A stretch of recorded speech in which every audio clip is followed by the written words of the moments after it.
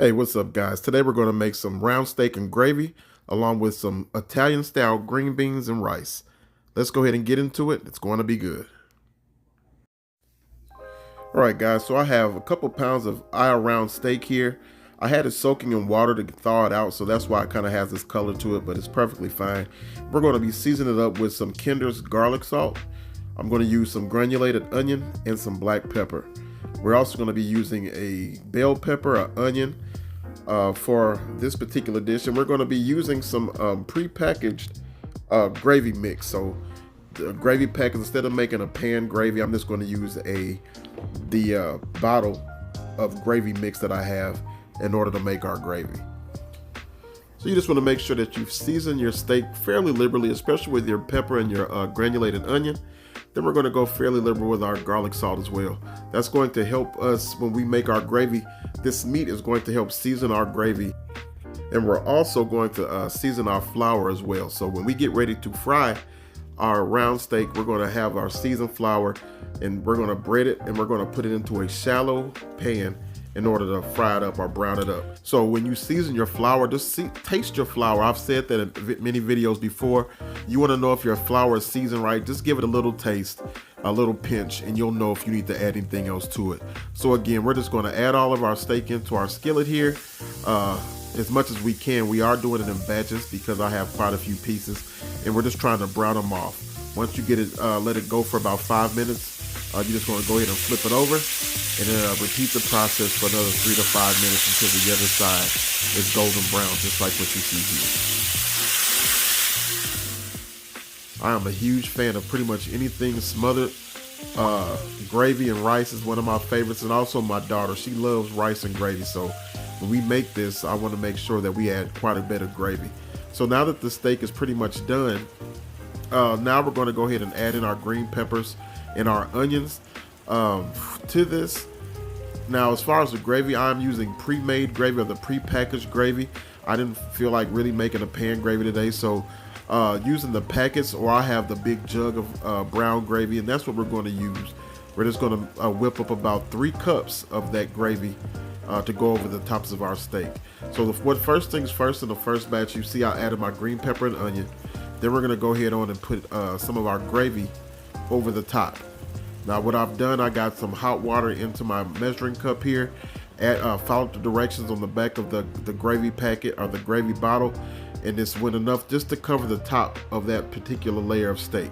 Then I'm going to come back in with the rest of my round steak and begin to layer it on top as well.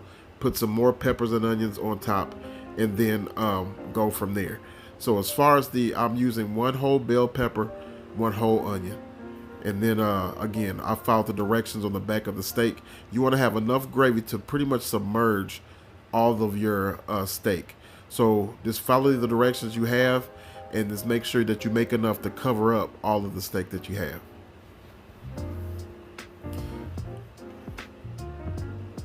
The kid, this has always been one of my favorites.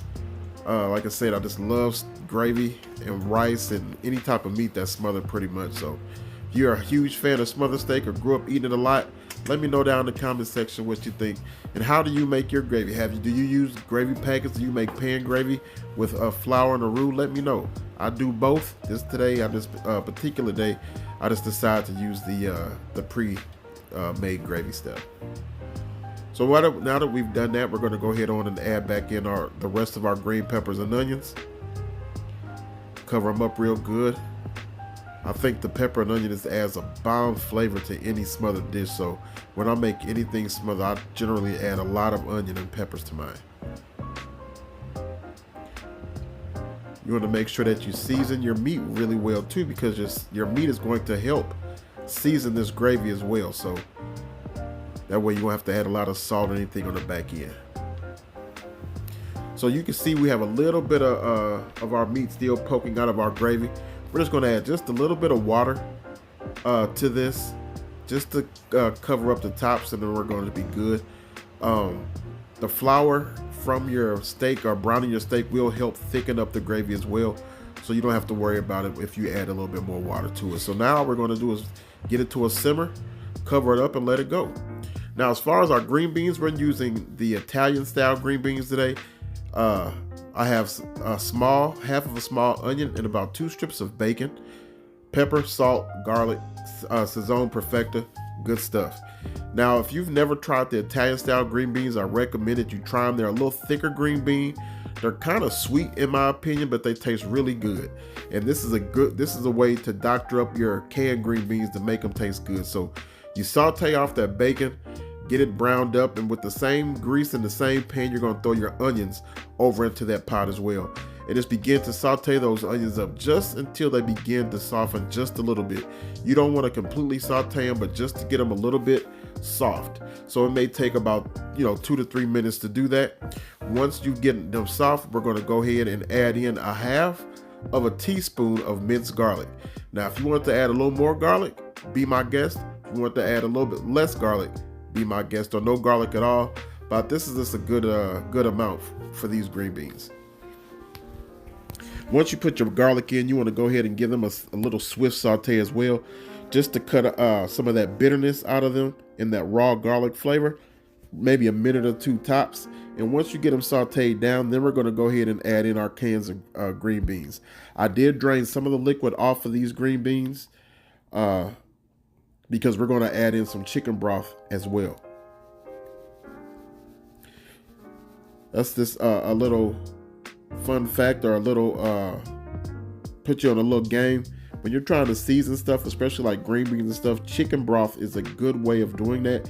Chicken broth or chicken bouillon as well, or chicken powder, any of those always does a good job of seasoning up your green beans, or pretty much any green vegetable if you want to season them up.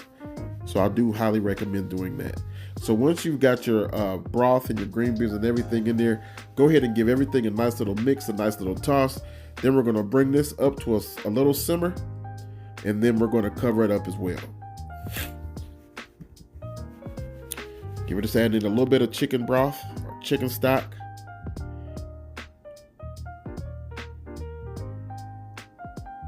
And then we are seasoning with black pepper, a little bit of salt, and our Sazon Perfecta or Complete. That goes with pretty much anything to me now. It's one of my go-tos.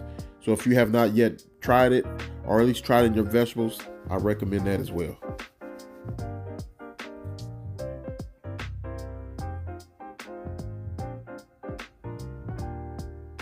All right, so everything is mixed in. Again, we're just going to give it a nice little mix, bring this bad boy up to a little simmer, cover it up, and let it roll.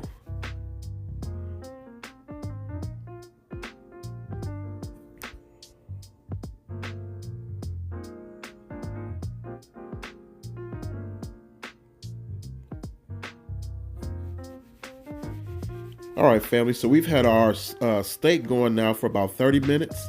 We just want to go in there with a spatula now, and this kind of go on the bottom. You want to make sure that your steak is not sticking to the bottom of the pan.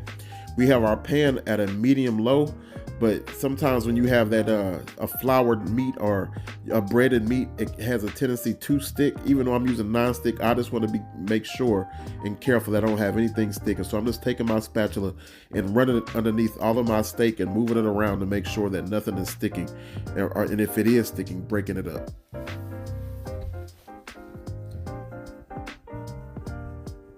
Coming along really, really nicely. It's smelling real good. So we're just going to cover this puppy back up and let it keep going.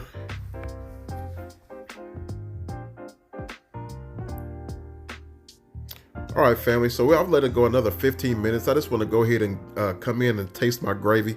Make sure that we don't need to add anything to it. So now's the perfect time. Tasted everything. Everything is tasting perfect. No salt, no pepper needed. So now we're just going to continue to let it go for another 15 or so, and we'll check tenderness in a sec. All right, guys, so now we've had it going for about a total of an hour. We just want to go in and check the tenderness. Now, you know, when I'm making anything smothered, to know if it's tender, I'll check it with a spoon. If it's spoon tender, if you can cut it with a spoon, then you know you're good. And that's exactly what you just saw here. We were able to cut that bad boy with a spoon. It's perfect. Now it's time to plate up. Now, this made my rice in a rice cooker, so I have a bed of rice going on here. We're going to put a couple pieces of this round steak on here. I have round to be exact.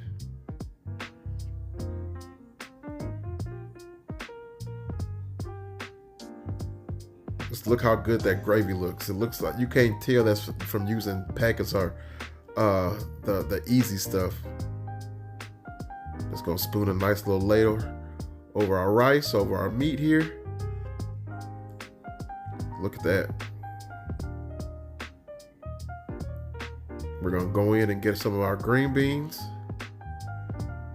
Cook those for about 20-25 minutes.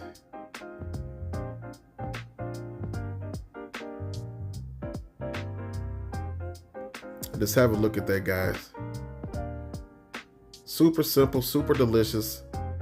That meal that sticks to your bones, especially with the weather changing. You know, we've had some days down to 60s here back home, and this is the perfect meal for those cool, wet days. So I hope you guys enjoy. Be sure to like, comment, subscribe, hit that notification bell. Till the next time, God bless.